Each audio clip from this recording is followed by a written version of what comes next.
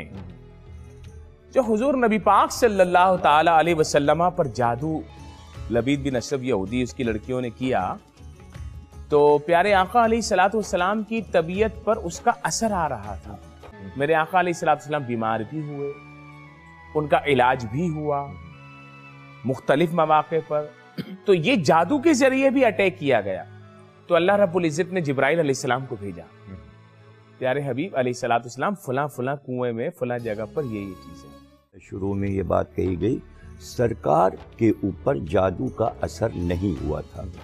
जिब्रील अमीन ने आकर ये बता दिया था कि जादू की कोशिश की गई, लेकिन सरकार पे जादू असर कर ही नहीं सकता था जिस पर अल्लाह वही कर रहा हो और जिसको अल्लाह कह रहे हैं मेरी निगरानी में है पैगाम। बहुत अच्छी बात। इसका एक एक लम्हा, इसकी जिंदगी का एक एक लम्हा मेरी निगरानी में है।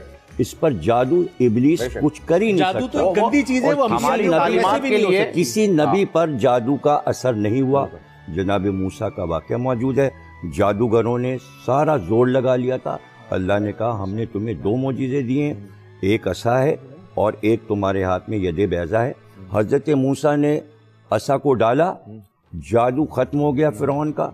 अंबिया तो आए हैं इस बुरी चीज को खत्म करने के लिए, वो इसके हिसार में नहीं आ सकते। इब्लीस कुछ नहीं कर सकता, वो कह चुका है मुखलिस बंदों को नहीं बहकाऊंगा।